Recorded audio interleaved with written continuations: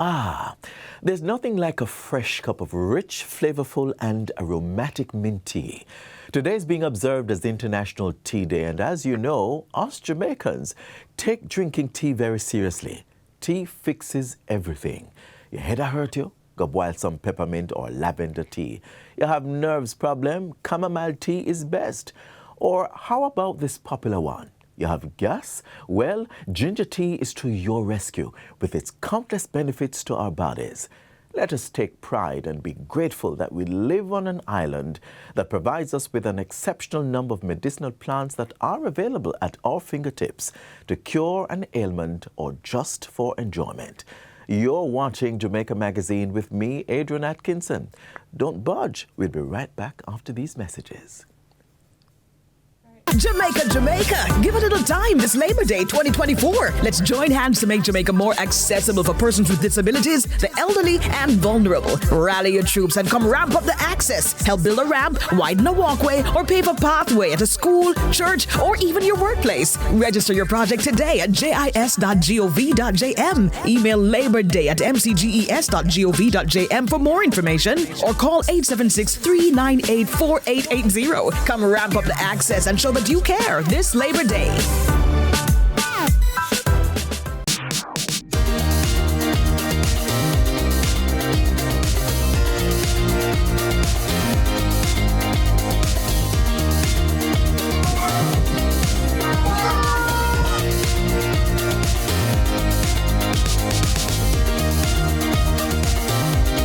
We just have to teach them the right way, right? Because it's one thing to speak out, but yet we cannot speak out of terms.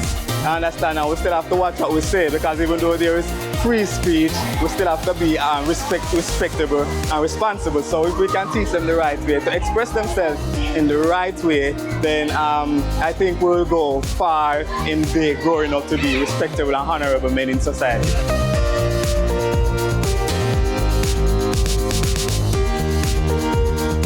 Protect the children, because the children are the future and we're going to need them. And if we do not protect the children, then we're going to have a society of chaos. You understand me? Because the children are the future. We've been saying it for years now. This is not something that's new. And we know that the importance of this world right now is future in the children. So we have to protect the children at all costs. And we have to know so we can give them the right and proper guidance. You understand me? No one is perfect, but we can try our best. One of the things we can do is embrace your children more, love them more, show them love, and appreciate them.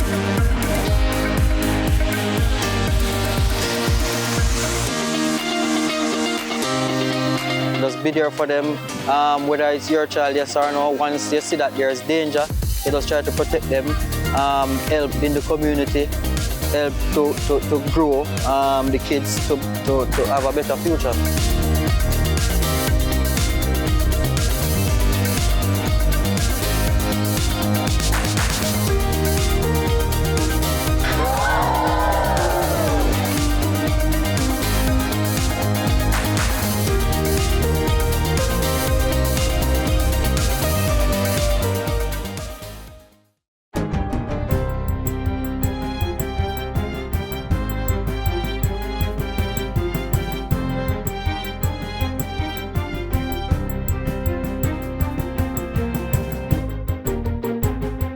Good day, I'm Theodore Henry, and this is your JIS News for Tuesday, May 21, 2024. The Factories Corporation of Jamaica, FCJ, has been commissioned to design and construct a nursery, dormitory, and other amenities for the Women's Center of Jamaica Foundation branch in St. Thomas. The FCJ will also adopt the facility. Prime Minister Andrew Holness made the announcement while giving his keynote address at the Women's Center's fundraising event on Saturday. He also revealed that a contribution of $10 million would go towards the construction of a dormitory for the center in Kingston.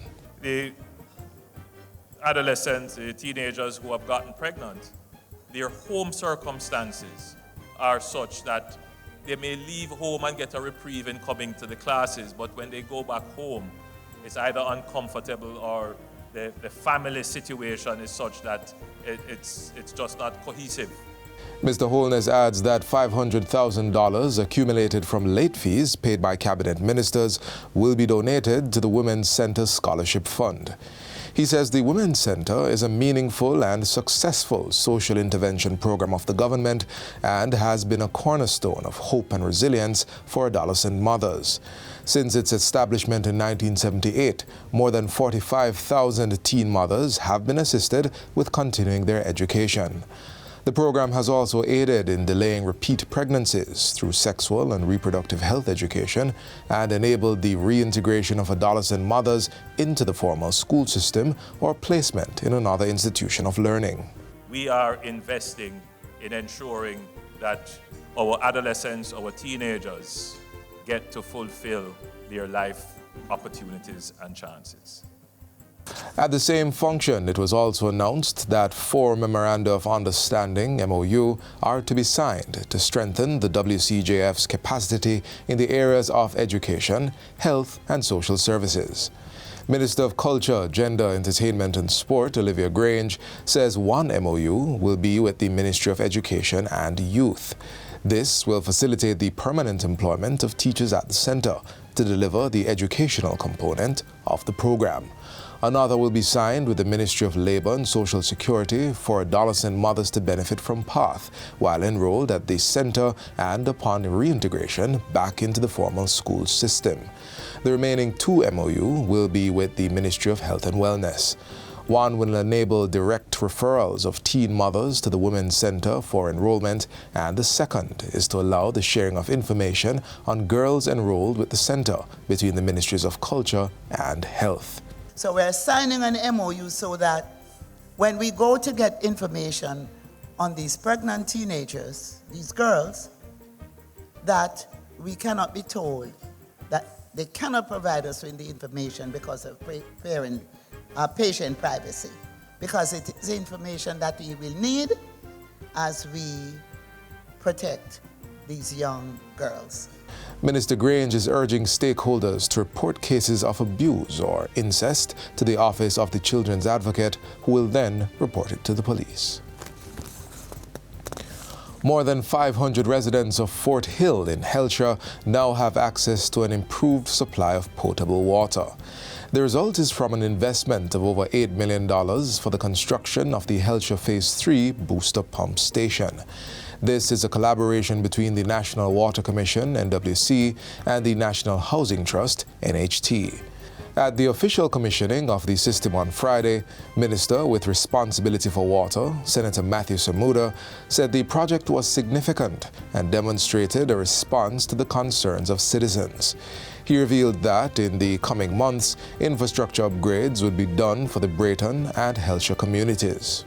We do not intend to go into the next drought season in this area with the particular infrastructural weaknesses that you have. So we're looking at how best to tailor that solution.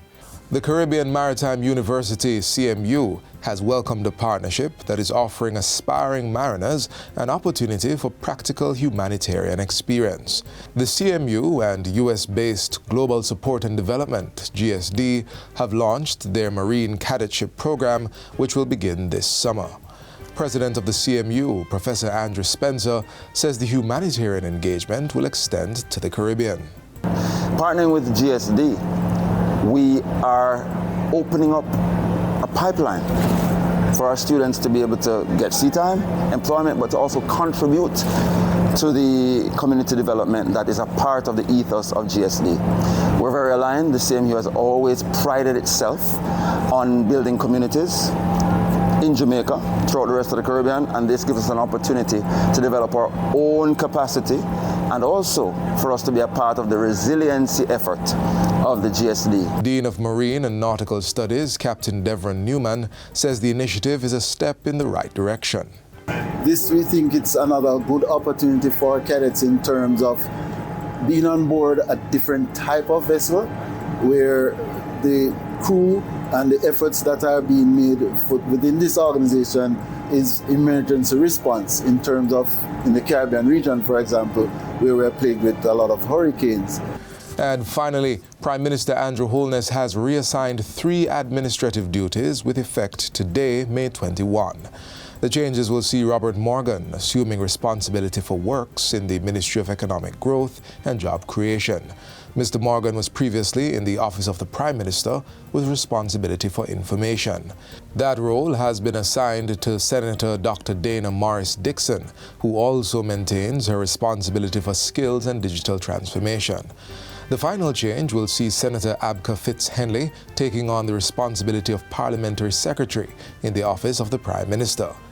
In a release last evening, Prime Minister Holness said the administration was steadfastly committed to fulfilling its 2020 mandate to transform Jamaica into a peaceful, productive, and prosperous nation. He said the adjustments would assist the administration to more efficiently and effectively deliver its policies and programs to the Jamaican people. And that's it for JIS News Today. I'm Theodore Henry. Thanks for watching.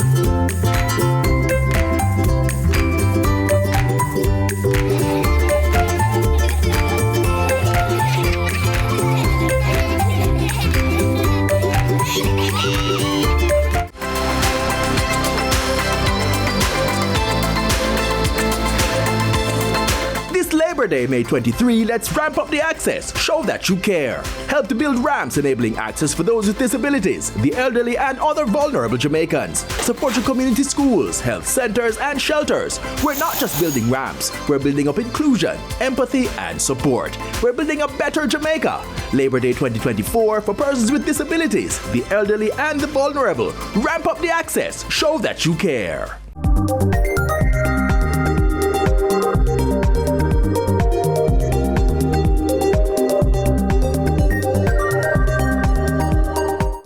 And now, as we do every Tuesday, it's time to get a recap of what happened in the Office of the Prime Minister this past week.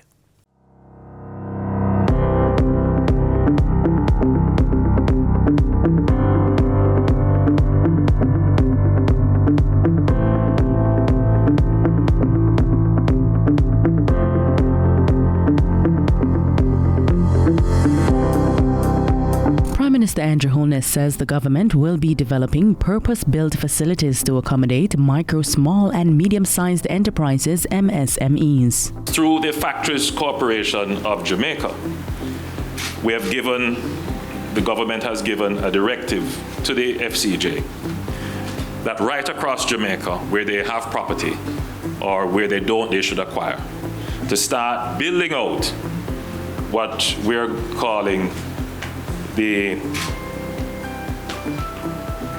turnkey community micro-business parks. The first turnkey community micro-business park being built by the FCJ is the Morant Bay Urban Centre in St. Thomas. Emphasizing that there are about 425,000 MSMEs across Jamaica, Mr. Holness says access to proper infrastructure is a challenge for many of them. He was speaking at the recent opening of Adam and Eve Day Spa's new location on Old Hope Road and acknowledged the owners for their investment and contribution to the economy and employment. Part of my duty and responsibility is to acknowledge and support those who have made the investment, those who continue to take the risk in the economy, those who continue to innovate, and Garth and Kamisha are wholly representative of that, and I'm here, like all of you, to celebrate them, to offer our support, and to endorse their activity.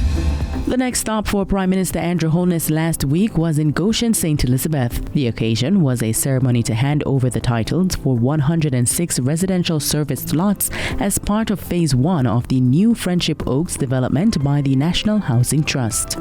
Indeed, this is a major part of wealth creation for families, but more so, it is the creation of intergenerational wealth, meaning that when the family gets this property, it is a legacy to be passed on for generations to come. indeed it can break the cycle of poverty. Beneficiary Asif Gentles expressed heartfelt gratitude to the NHD, particularly acknowledging the loan processing officers for their dedication and attention to detail. Through their diligence, we were able to boldly and confidently walk across this stage, beaming with pride as we collect today our land titles. Prime Minister Andrew Holness assured the country last week of the government's commitment to reaching a consensus on the constitutional reform process. I would like to say to the Jamaican people that the efforts that the government has made is not in vain, that we will continue to pursue consensus, because the truth is that you cannot disturb the constitutional and governance architecture of the country without consensus. That is the reality. And consensus takes time, and it takes effort. The Prime Minister's statement is against the backdrop of the opposition's stance not to sign a report that was done by the Constitutional Reform Committee CRC, which includes members of the opposition. The report is now being reviewed by Cabinet, and when completed it will be tabled in Parliament along with the government's conclusion. The government says it will not engage in the politicization of the reform process or contribute to undermining its integrity. Violent behavior in schools was also on the Prime Minister's agenda in the past week. He instructed the Ministries of National Security and Education and Youth to undertake an immediate reassessment of the security risk at all schools. This is to identify institutions that are at risk and direct resources accordingly. We have already started to increase the number of case managers that would be available for community intervention and school interventions through the Ministry of National Security. We're going to increase the number of school resource officers, and the school resource officer program has been very effective, but from time to time, depending on the intensity of implementation, sometimes schools get resource officers and sometimes they don't. While the reassessment is taking place, Prime Minister Holness has instructed that school administrators conduct more searches to ensure weapons are not making it onto the learning institutions. He asserts that the government will be implementing social intervention initiatives to address bullying and the recruitment of children into gangs. The National Parenting Support Commission is also expected to increase its engagement with parents to ensure their children are better able to deal with conflict and are given the tools required for peaceful resolution. Safety concerns continued to be a focus, with attention also placed on conduct on the roads. The National Road Safety Council, chaired by the Prime Minister, met at Jamaica House and discussed drinking and driving and the use of breathalyzers, public education and legislation. Prime Minister Holness says the aim is to save lives and develop a culture of safe road use for both motorists and pedestrians. He insists that collaborative effort is needed to achieve this. The purpose of the National Road Safety Council is to get Jamaicans to understand that there is a safe systems approach that could virtually eliminate accidents. Wrapping up the week, the head of government delivered the news of expansion for the Women's Center of Jamaica Foundation branch in St. Thomas. Mr. Holness was the keynote speaker at the foundation's fundraising dinner on Saturday. He says a nursery, dormitory and other amenities will be designed and constructed by the Factories Corporation of Jamaica FCJ, which is to adopt the facility. The Prime Minister adds that a contribution of $10 million will go towards the construction of a dormitory for the center in Kingston. Because some of the adolescents, the teenagers who have gotten pregnant, their home circumstances are such that they may leave home and get a reprieve in coming to the classes, but when they go back home, it's either uncomfortable or the family situation is such that it's just not cohesive. Mr. Holness also announced that $500,000 accumulated from late fees paid by cabinet ministers would be donated to the Women's Center Scholar Fund. And that's it for Jamaica House Weekly. Be sure to join us next time for more of the news stories coming out of the office of the Prime Minister.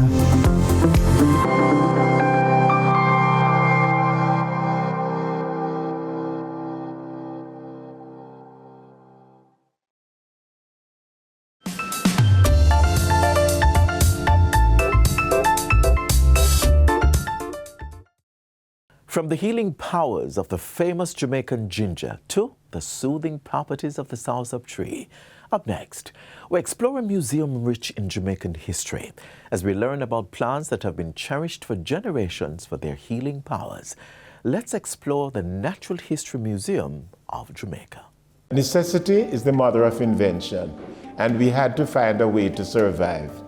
And so for the plants, the natural gift of the Creator, we could rely on it to guide us into what we needed to do.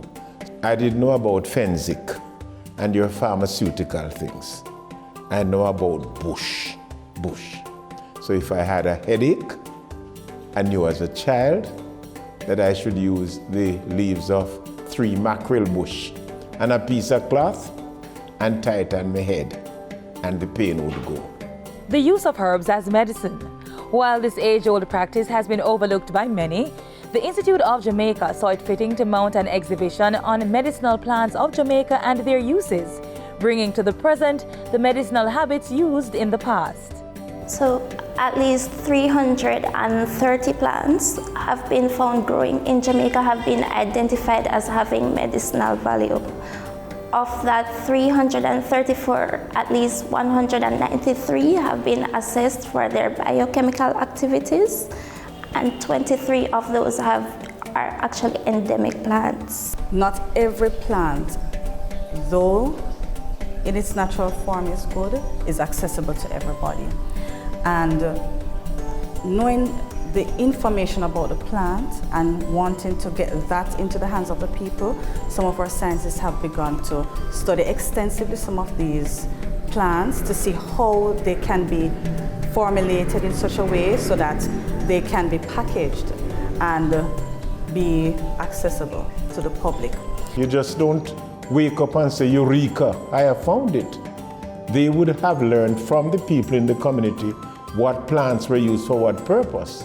So you know all those things in your childhood because they were continually using the plants of nature to assist in what they were doing. Ever since I was a child, my mom always said I'm gonna break a piece of bush to make tea if the tea bag run out. But what was I getting out of it? I had no clue. And sometimes people say it worked, some other people say it didn't work. So that's why I really did the research to find out if these plants actually work. So we started only making butterbrush, which is also known as Callistemon viminalis. And then we broadened and we focused on lemongrass. We focused on most of the herbs that are used by native Jamaicans to cure different ailments. In addition to the showcase, students from the Dunrobin, Chetola Park, and the Rollington Town primary schools were scientists for a day as they participated in one of the institution's monthly and afternoon with a scientist sessions. Modeled around the Ministry of Education's academic calendar, the mandate of the program is to expose students to and encourage an appreciation for different disciplines of science through fun-filled scientific activities. I've been promoting entrepreneurship, especially in the medicinal plant industry. So one of the things I do is to give back. So I volunteer even at my children's school. We have an entrepreneurial club where I teach them to make different products from plants. I learned that they can use herbs to make soap. It was very exciting because I got to see what dangerous chemicals they use in it and how is it correct to go on the skin. First, we had to put some coconut oil in like a metal cup. Then we had to put shea butter in it and melt it. And then we put it in sodium hydroxide. And it was very, very, very hot.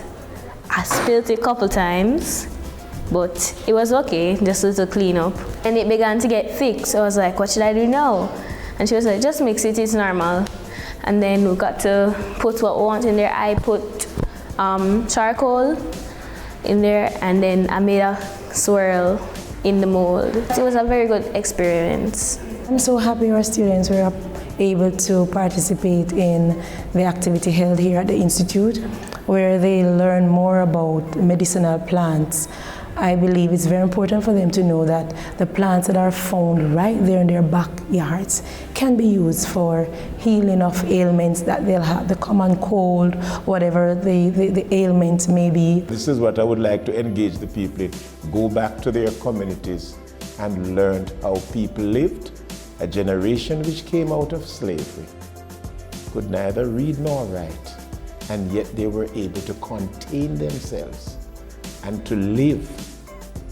We want the students to have some respect for the heritage of this country because it is going to guide you to the future.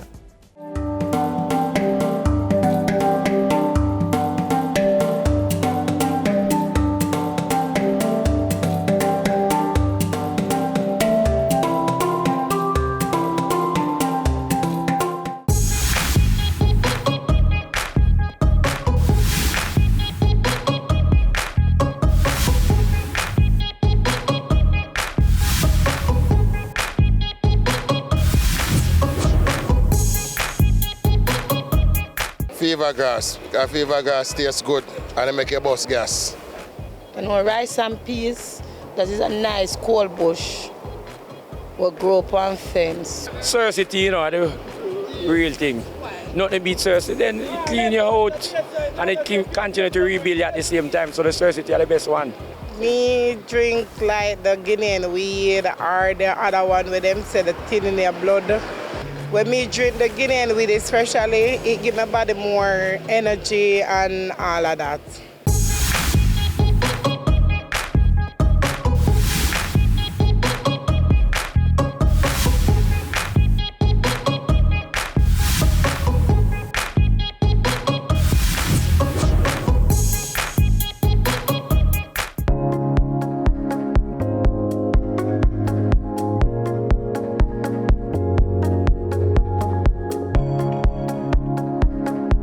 Practicing good oral health is essential in maintaining fresh breath and a healthy smile.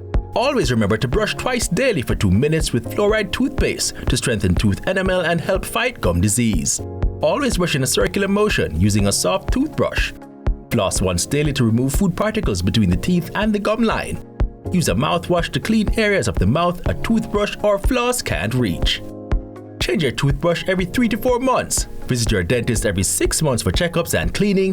And be sure to drink water to keep gum disease, plaque, and cavities at bay. Remember, good oral health is key to a healthy mouth.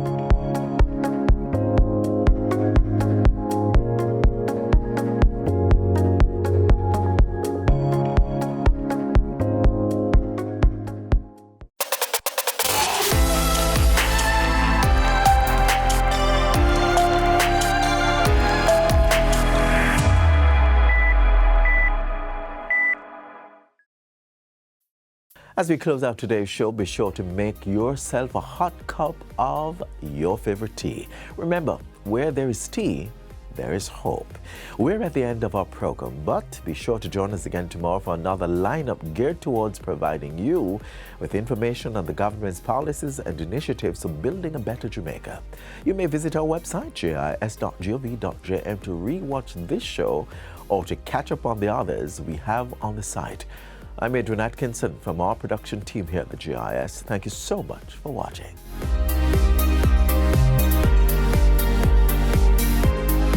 This has been a production of the Jamaica Information Service, the voice of Jamaica.